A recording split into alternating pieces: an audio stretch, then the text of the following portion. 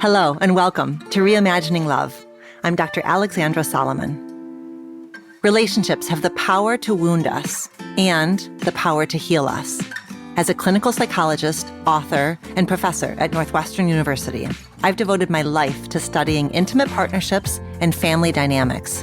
On Reimagining Love, I'm here to translate complex clinical topics into tools and takeaways that you can use in your relationships today. If you're ready to develop relational self-awareness and create vibrant and loving relationships with the people who matter most to you, you've come to the right place. I'm so glad that you're here.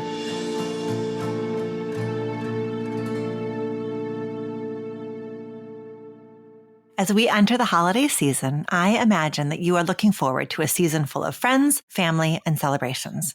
But I also know this time of year can be full of stress with traveling and hunting for the perfect gift for your loved ones.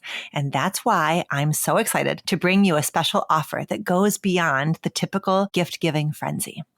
This year, give the gift of relational self-awareness.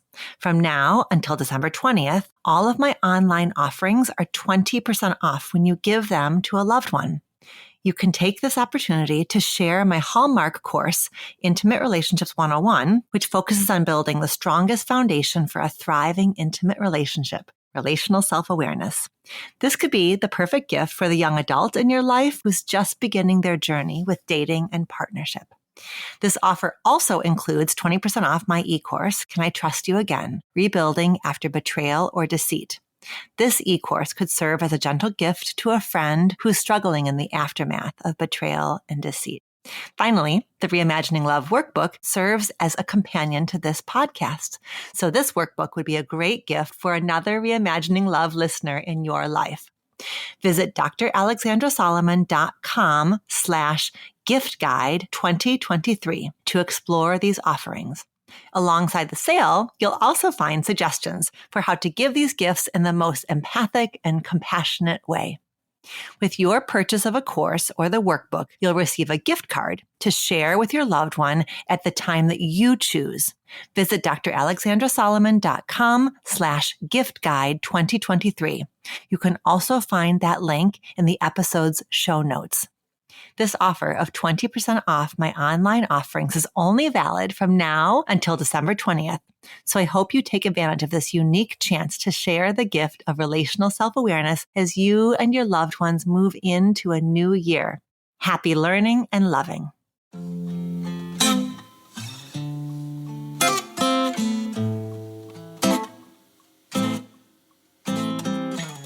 Welcome back. I'm so glad to be with you today for one of our solo episodes. Today's solo episode is geared toward the newly single. Whether you just got out of a brief situationship or a long-term serious relationship. You know, every single breakup is unique. Factors like the duration of the relationship, the reason for the ending, the relationship milestones that the couple moved through together, the ages and gender identities of the partners, the type and amount of community support that each member of the couple is receiving, each partner's behavior around the ending, and so many other attributes all come together to create the contours of your unique breakup story. And these factors don't always have the same impact across breakups. A breakup that follows a brief and intense love affair that lasted just a few months could feel more painful and excruciating than a years-long relationship that has been atrophying for quite some time. And a breakup that was initiated by you versus the other person is going to feel different. If you are the one who initiated the breakup, you've likely had time to do some amount of emotional processing already, and perhaps have even begun to imagine what your life will look like as a single person once again. Versus if the relationship breakup was a surprise, you will be dropped off in your new life in an earlier stage of the grieving process. So there's no mathematical equation for how much a breakup is going to hurt or how long it's going to take for that pain to become a pang. And there certainly are no hard and fast rules about how to move on. In this episode, I'm offering what I hope will be some guiding principles for anyone who's in the aftermath of a breakup. But as always, here on Reimagining Love, I want you to take with you what resonates in this episode, even if it's just one or two of the points that I make, and then go ahead and feel free to leave the rest behind for somebody else. There is no quick roadmap to healing after the end of a relationship, but there are some reframes and some ideas that I can provide to you based on my decades of working with clients that I think have proven really useful for them, and I hope will support you in your healing. Before we get into that, I want to make sure in this episode that I'm clear that I'm focusing on that period of time right after the breakup. So we're not going to talk today about how to know if you're ready to date again or get yourself back out there. But stay tuned because I'm going to be covering that topic of dating again after a breakup or a divorce in an episode in the new year. The way I see it, this newly single period is a really potent time for personal development and reflection, as painful as it may be. That seems kind of paradoxical, right? Something can be both painful and fruitful. I was doing an Instagram live with my friend Mark Groves in honor of the launch of the Love Everyday book. And he told me that he had just heard this great quote from an unknown source. And the quote was, "Never let a good breakup go to waste." And it's a twist on a quote from Winston Churchill that said, "Never let a good crisis go to waste." So this notion that the days and the weeks following a breakup are fertile is sort of a subversive idea, isn't it? We typically associate endings with pain, and we associate painful experiences as something to be survived rather than something to be worked by, rather than something to grow from. And for sure, there's an element of surviving, that feeling of putting one foot in front of the other and just getting through the next hour and the next hour and the next hour. But I'm also going to invite and challenge you to stay open to any additional elements that may arise for you in this chapter. The surprise of a friend who showed up for you in just the right way. The pride of knowing that you're taking good care of yourself during a really difficult time. The comfort of turning toward people who have known you for a long time. The excitement of exploring a new possibility in this new chapter. So I'm going to invite you to lean in even just a little bit, even just for a few minutes a day, to this solo time, rather than approaching it as a problem to be fixed. I'm going to invite and challenge you to see what shifts when you accept this as a chapter in its own right, rather than something to be gotten through. For people who typically find themselves in committed relationships or people who are coming out of a years-long relationship, this feeling of being newly single is likely to feel really disorienting and really uncomfortable, even if you're the one who initiated the breakup, or even if you're really clear this is the next right move for your life. Okay, fine. So let it be uncomfortable. Witness yourself being present even as you are uncomfortable. Notice the even very, very subtle shifts that your feelings experience, the shifts in your emotions day by day. What if this era is its own interesting story rather than just the passageway to your next relationship? To start, I want to offer you a pretty significant reframe as you begin to process and move forward after a breakup. The shift is this. I am experiencing a huge loss becomes, I am experiencing a huge change. I am experiencing a huge loss becomes, I am experiencing a huge change. Let that settle inside of you a little bit. How does it feel inside of your body? Perhaps you are noticing some resistance. You're thinking, what do you mean, Alexandra? I did actually experience a huge loss. And I don't disagree with that. There is a huge space that this person has left. So yes, of course you did. I don't want to undermine. I would never, ever undermine the pain and the grief of a breakup. I want to invite you to kind of just place that word loss under a bigger umbrella, which is change, right? The big umbrella is change. And one of the elements under that big umbrella of change is loss. But I want to point out that along with loss, there are some other words that we might put under that big umbrella of change. Words like growth, space, shift, insight, freedom, mystery, reflection, reconnection, right? These other words might not feel apparent to you, or they might not feel particularly resonant to you at first, and that's okay. But I hope that by sharing them with you, you'll be primed a little bit to notice them if and when they creep on in to your experience. If you were the one who initiated the breakup, these words might already feel accessible to you. One of these words may have even been the impetus for you considering ending the relationship. If you're the one who's been broken up with, you may only in this moment feel loss and grief and disorientation right now. And again, that makes sense. Give it some time and just keep a lookout for moments when the light creeps in and you have a glimmer of that freedom or that curiosity or that openness. I'm going to take some time in this episode to talk you through 5 strategies that you can use to guide those early days and weeks of your post-breakup chapter. But before we do that, I want to invite you to nerd out with me for just a little moment here on an idea that comes from the field of psychology called self-concept clarity. Okay, so first things first. What research over the last 10 years or so has found is that romantic relationships are, quote, an especially fertile ground for encouraging self-change, end quote. And that is from Dr. Lydia Emery and Dr. Wendy Gartner, both who are on faculty at Northwestern University. Okay, so in romantic relationships, we are encouraged. The process of being in a romantic relationship encourages self-change. So there's change that happens in a romantic relationship at the level of self. Okay, fine, hold that. So then weave in the idea of self-concept clarity. Self-concept clarity is a term that was coined by psychologist Dr. Jennifer Campbell. And self-concept clarity refers to the extent to which a person has a clear and coherent sense of self. It includes things like personality traits, personal goals, individual preferences, and social roles. All right. So the psychoanalyst Ethel Person described that falling in love creates a flux in the personality. I've always loved that phrasing. Falling in love creates a flux in the personality.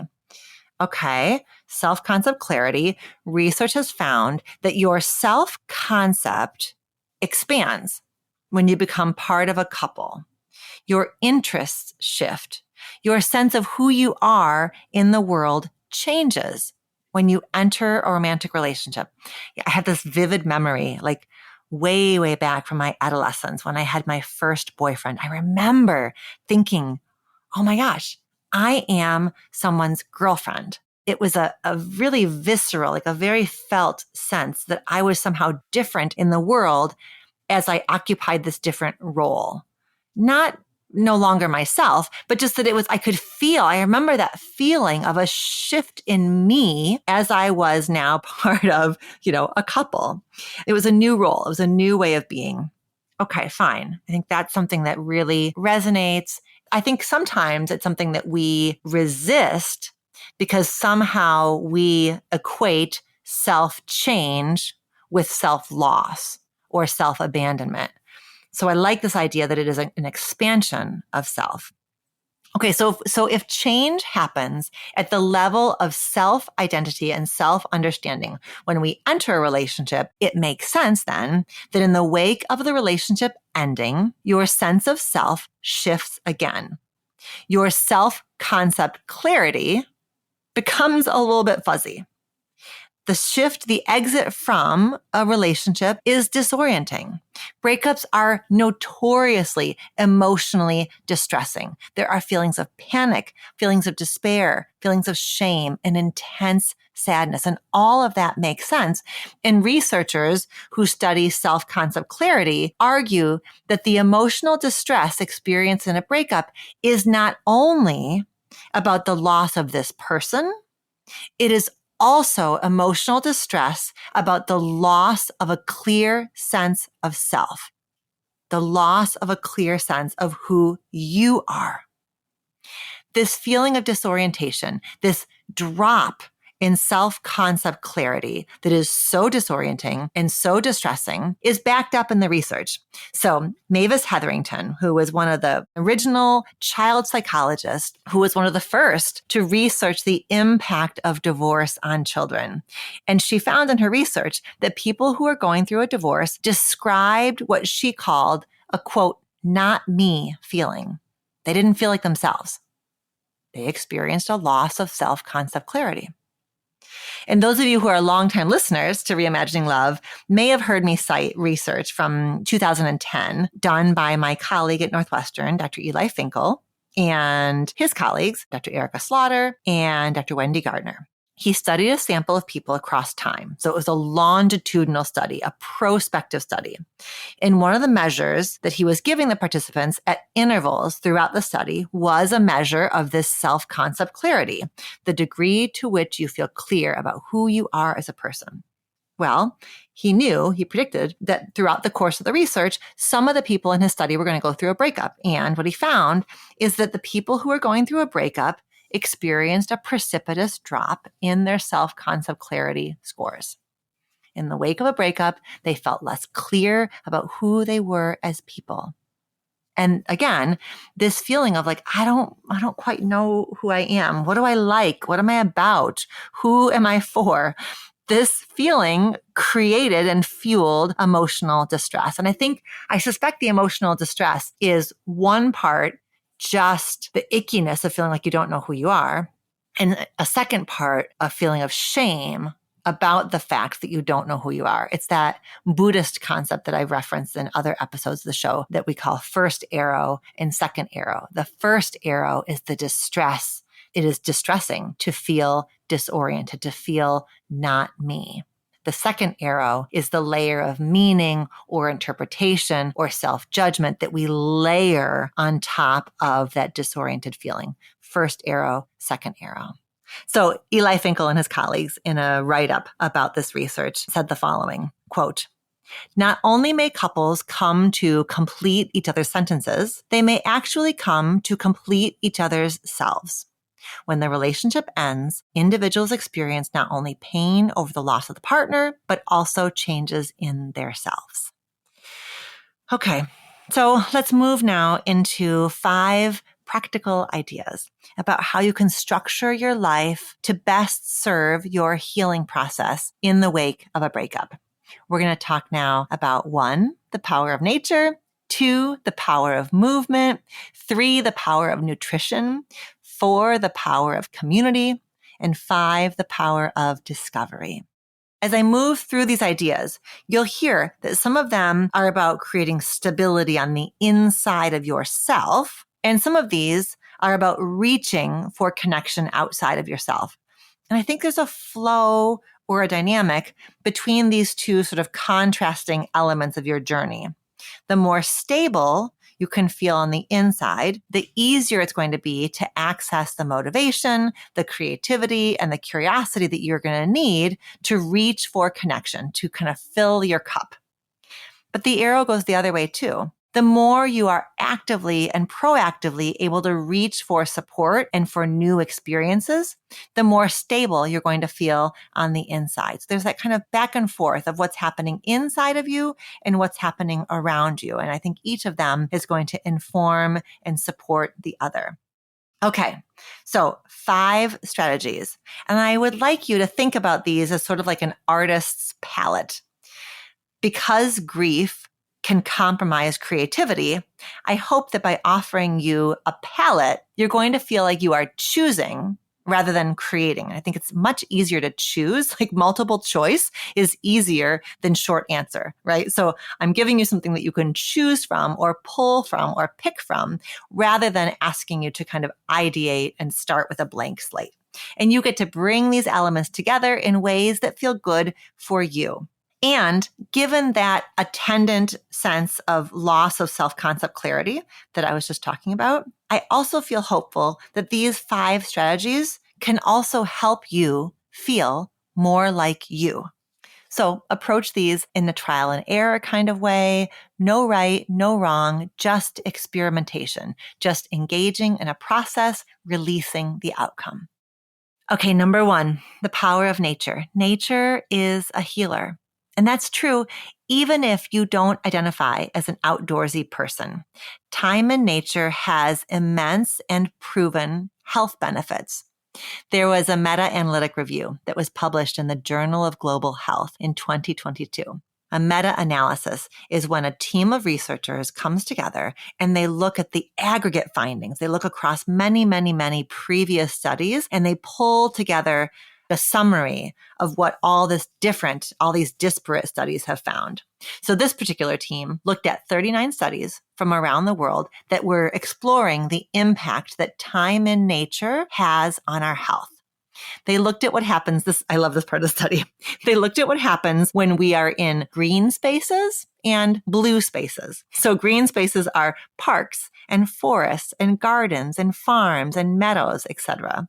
And blue spaces are seas and rivers and lakes and wetlands and beaches. I love that they categorize things as green spaces and blue spaces. I can't even tell you which one I like more. I love them both.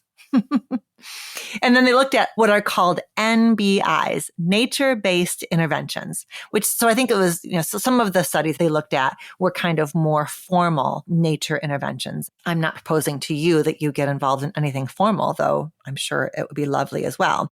But these nature-based interventions kind of fell into 6 categories: educational interventions, physical activities, wilderness therapies, leisure activities, gardening, and then getting involved in changes to an environment, like greening a rooftop or greening a parking lot or adding a feature to a green space, like a bench. So all different ways. They looked at all different ways that people get involved with the natural environment. And across these 39 studies, the findings in 92% of the studies demonstrated consistent, solid improvements across any health outcome when individuals were engaged with natural outdoor environments. Mental health outcomes improved across 98% of the studies. Physical health outcomes showed improvements in 83% of the studies. And cognitive health outcomes showed improvements in 75% of the studies. We need nature. Bottom line, we need nature. This is true when we're in a chapter of ease, and it's even more so true when we're in a chapter of challenge. My dad passed away in September 2012. And on one of those first dizzying mornings of grief, I remember heading down to Lake Michigan, which is like less than a mile from our house. And I went all by myself.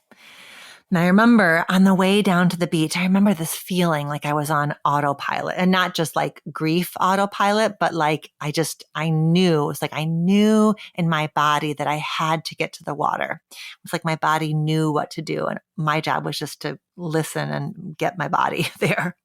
And I remember getting into the water. I remember swimming and diving and splashing and crying and floating. And I remember the feeling so well. My grief felt so big and so foreign and so heavy. And when I got into that body of water that is so much bigger than me, that is so much older than me, I remember how grounded I felt. I remember that I felt really held and contextualized. I felt part of, like connected to something bigger than me. And that was a very, very comforting feeling. So, power of nature. I want to read to you something that I think really captures this idea of being anchored during a difficult moment by that sense of connection to something bigger and older and wiser than you feel in this moment. And it's something that was written by Sarah Blondin, whose work I did not know until just a few days ago. And I'm so glad now that I know about her presence in the world. So Sarah Blondin wrote this that I found on her Instagram feed. She wrote, "Hardship will momentarily eclipse and upset your entire life, release you from its grasp, and plop you in a tawny pool of light under the branching arms of a plum tree, trembling in awe at everything you took for granted. The swallow pumps its wings 3 times and then glides. It knows how to carry itself and then be held. The old and dying grasses bend their bodies like an arc of ribs to protect the new sprouts of life over winter. Almost imperceptibly, everything ending or dying assists growth and birth like a web of warm arms. The magnanimous rhythm of things is present everywhere. It may look and feel very hard inside of us, but life is in continuous flow, and you need only adjust your eyes to find where the water trickles out from around the impenetrable stone. Look closely, dear ones. Paying attention feeds our bodies better than bread. I love that so much. Okay, number 2, the power of movement. Related to the power of nature, movement is essential medicine during those early days post-breakup. And I am very definitely not talking about the so-called revenge body or the breakup body, which seems to be something about proving something to your ex or proving something to other people. Movement, for me, from where I'm coming from, what I'm suggesting to you, movement is about medicine. It's about movement for the sake of your healing, as a vehicle for your healing. Bessel van der Kolk's incredible smash bestseller book is called The Body Keeps the Score. Simple, elegant. The body keeps the score. Painful experiences are embodied experiences. So you move your body to move your emotions. Think about those 4 stress responses that we've talked about in other episodes. Fight, flight, freeze, and fawn, right? Those are the 4 places that your nervous system goes under overwhelming stress. Fight, flight, freeze, fawn. And movements that you choose, movements that you are present with, are the antidote to those feelings of reactivity, right? So fight, flight, freeze, fawn, those are automatic nervous system responses. And movement can sort of like fit with those patterns, but in a chosen way, in a responsive way rather than a reactive way. For example, lifting heavy weights may for you be a way to channel that fight response that you may have in the days and weeks following a breakup, right? The anger, the rage, the injustice, that desire to have your story be told, to have your ex understand you, et cetera, et cetera, et cetera, to feel your power. So lifting heavy weights may feel really medicinal, really supportive to you as a way of kind of working with that strong urge to fight.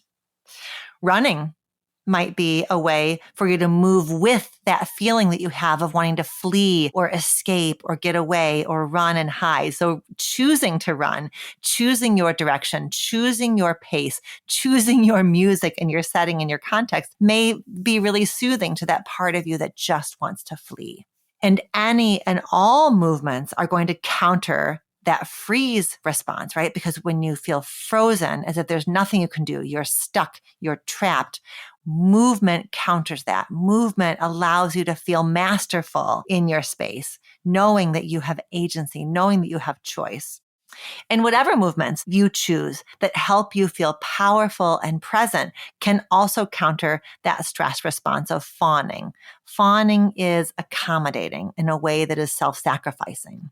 So for you to choose when and how you move your body is going to help you center yourself back into your desires, your choices, your sovereignty, really. Okay, number 3, the power of nutrition. I'm just going to do this one very briefly and just like a good mama would, just say that feeding yourself well during this time is essential as you did the hard work of grieving. Grieving is embodied, loss is embodied, so nourishing your body is essential. Again, this is not about weight loss. It's not about punishment. It's certainly not about needing to look any certain way.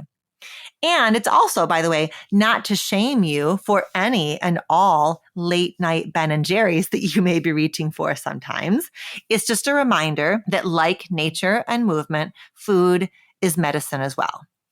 And food, by the way, there's this like kind of sneaky, like extra layer, which is that food ends up being quite central in most intimate relationships. Dates oftentimes revolve around food.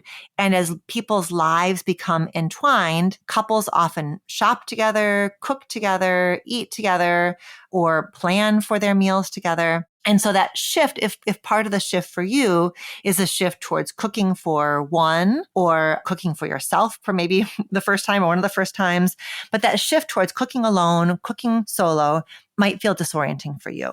So what are the ways that food might become another arena of self-care for you? Are there recipes you've wanted to try or restaurants you've wanted to try, perhaps ones that you shied away from because your ex wouldn't have enjoyed them? So see how stretching yourself a little bit in this way might be nourishing, both literally and psychologically. Number 4, the power of community. You know that I'm going to talk about relationships that matter during this time. So, of course, I would like you to do an inventory and reflect on who is in your corner. And having a therapist who can support you through a breakup is absolutely huge. So if you aren't already in therapy, this could perhaps be a great time and a wonderful reason for you to begin that journey. And I think a lot of people find their way into a therapist's office for the first time after a major life change, and a therapist can assist you as you build your roadmap for the future, as you walk yourself through the big emotions you're experiencing, and a therapist can help you get unstuck. Maybe you're saying to yourself, it's so pathetic. Breakups happen. Breakups are part of life. I shouldn't be so wrecked by this breakup that I need a therapist. If you are saying that to yourself, I would like you to know that I have known so many people, friends and clients and students and family members over the years who began therapy in the wake of a breakup. And I spend lots of time educating therapists on how to work with clients who are going through a breakup. It's a wonderful time to start therapy. The goal, by the way, of a therapy relationship that you engage in post-breakup, the goal is for you and your therapist to understand your process, all of the uniquely you reasons that you're struggling in the ways that you are, right? We sort of have been saying breakups are hard. Okay, that's true. And a breakup for you is going to be particularly hard because it awakens, this particular family of origin wound around abandonment, or it's going to create a fear in you. It's going to activate feelings of worthlessness in you. There's going to be particular reasons that this breakup intersects with the unique psychology of you. And so your job with your individual therapist in this moment is to understand that intersection of, yes, breakups are difficult, and let's understand how and why this breakup is difficult for me, and then kind of make a treatment plan, a self-care plan from there. So this is about your process. You may very well and very understandably want your therapist to diagnose your ex or trash your ex because you imagine that would feel really validating. And it might actually feel validating, but your therapist actually cannot diagnose your ex because your therapist presumably does not know your ex. And the more, by the way, your therapist lets the two of you focus on what a schmuck your ex is, the less the two of you are going to be focusing on you, how you need to heal, how you deserve to grow from this breakup. And believe me, your therapist may very well have her own strong feelings about your ex, but it's your therapist's job to temper herself. She can validate your experiences without throwing your ex under the bus. And that's exactly what I want your therapist to do. I think one of the reasons that therapy is essential here is that therapeutic space is contained. I also encourage you, obviously, to call in friends and family members to support you. I think letting them know that you're having a difficult time makes sense. Asking friends and family for help makes sense. Asking them for a gentle listening ear when you need it, that all makes sense. But talking with your people is different from talking with your therapist. Your therapist has specialized training in how to listen in a particular way and how to hold loaded stories with strong emotions. Your friends and family are more reactive. A, because they have not had this training, And B, because they don't have a professional obligation to be contained, to be judicious. And C, you belong to them, right? You're theirs. Like they've got skin in the game here, and they've got very understandable biases toward you. So while it may feel really good to have your friend play armchair psychologist, diagnosing your ex, expressing outrage over how all this played out, I want to just highlight a couple of risks of being in conversation with friends and family who are going to be outraged and making sweeping statements about your ex, about what went down. Number one risk is that if your loved one is feeling all of the outrage, there may not be enough space left for your feelings. So I think that's one of the risks with family and friends is their protection kind of bleeds into outrage, and that kind of can fill up the whole space, and you lose track of what you're feeling. Like there's not that kind of holding space for you to understand what's happening on the inside. You're kind of watching other people have strong reactions, and in the wake of that, you may lose sight of your own emotional process. And number two, if your loved one is feeling all of the outrage, oh my gosh, I can't believe this. I knew this would happen. You're so much better off, et cetera, et cetera. This might in fact amplify or create feelings of shame inside of you about your sadness, right? If they're feeling outraged, you're better off without them, you don't need them, it's going to kind of confront or challenge your own feelings of sadness. Right? They're saying I'm better off, but I am feeling really sad. And so now, in addition to feeling sad, I'm feeling ashamed because it seems like from their perspective, I shouldn't be sad. So that's another risk of, friends and family who are having a hard time kind of containing and managing their own outrage. And then risk number three, of course, is if you and your ex end up deciding to get back together, you don't have one of those memory erase sticks that the guys had in the Men in Black movie where you can just kind of like erase that part where you told, your siblings about everything that happened. Of course, you can ask your siblings, ask your loved ones to please put aside the messiness of the breakup. And you can ask the people who love you to trust your journey. And I certainly hope your loved ones will do that. But it can make that path to getting back together more fraught. So another reason why it may make sense to bring especially the hard stuff, the gnarly stuff, the messy stuff to a therapist. So it's just kind of contained in that space. Not to hide things from friends and family, but just to be mindful of what you can expect and not expect from some people in your life, to be discerning. It's okay to be selective. It's okay to be discerning. In fact, I think you need to be. Not everyone can handle all the details, and that's okay. See if you can be grateful for what people are able to offer you rather than being frustrated by the fact that they can't listen without getting reactive. Okay, last one. Number 5. The power of discovery.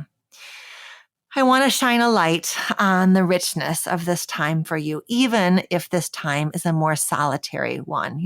Being alone and being lonely are not the same thing. In fact, some of the most poignant and painful loneliness is loneliness we experience inside of a relationship when we're disconnected from the person that we love.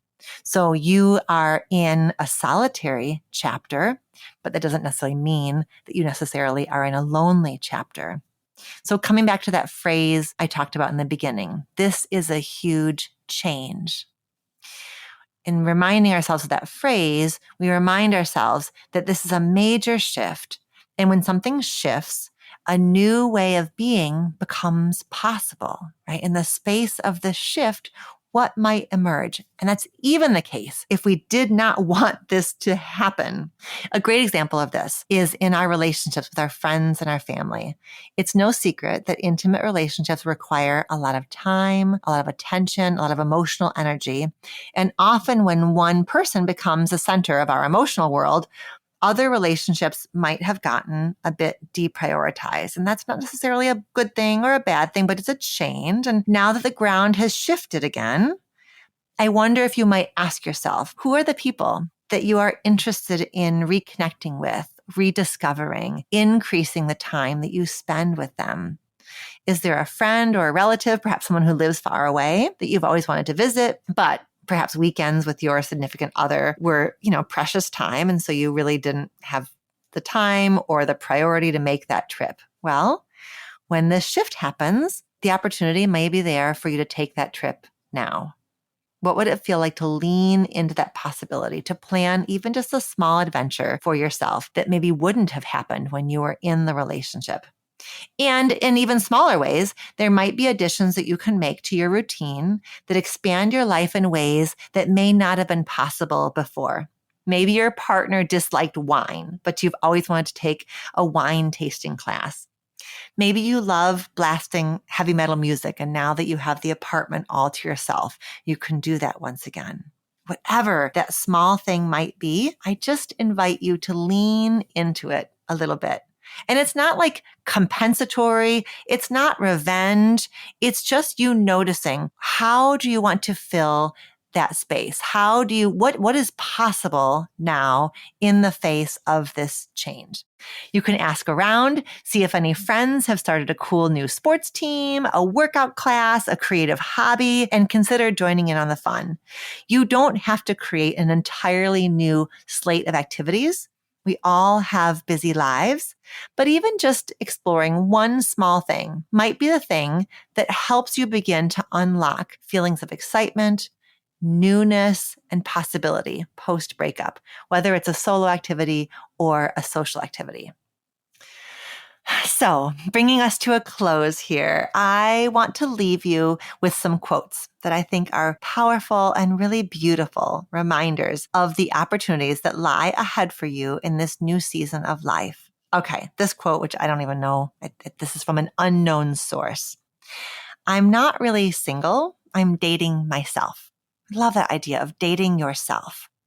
What I love about this idea is that being single is not necessarily an absence. This time is truly an opportunity to learn something new about yourself and an opportunity to reflect on what you want in your future, both inside and outside of your intimate relationships. Second quote is from Warsan Shire, and it goes like this, quote, "My alone feels so good. I'll only have you if you're sweeter than my solitude," end quote. Using this time to discover what you like about solitude. It's a powerful tool for your future self.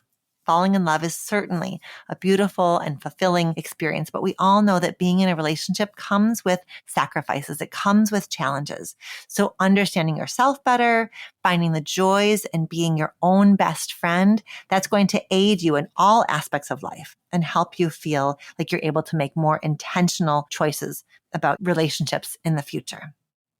And finally, I will leave you with a beautiful quote from Bell Hooks. Quote, "One of the best guides to be self-loving is to give ourselves the love we are often dreaming about receiving from others. There was a time when I felt lousy about my over 40 body, saw myself as too fat, too this or too that. Yet I fantasized about finding a lover who would give me the gift of being loved as I am.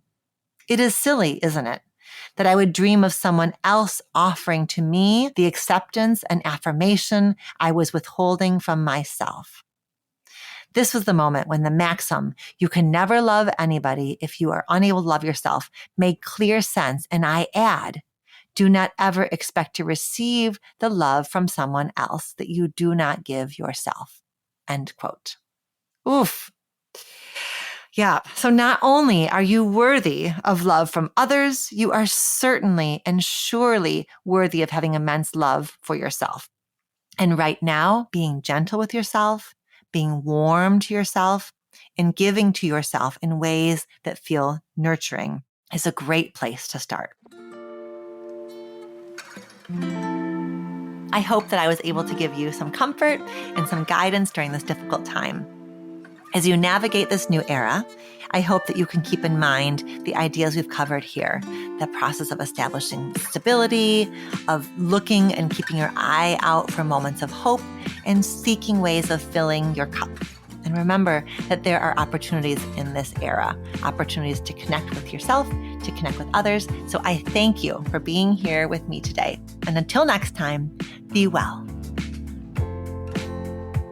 Do you have a relationship question that you want answered on the show? Visit reimagininglove.com to send a written or audio question. Questions can be about intimate partnerships, family relationships, friendships, you name it. If you're looking for more love and relationship content, you can find me on Instagram at dr.alexandra.solomon or visit my website, dralexandrasolomon.com, where you'll find my blog, as well as the Intimate Relationships 101 e-course based off the popular class I teach at Northwestern University. Thank you for listening, and see you next week here on Reimagining Love.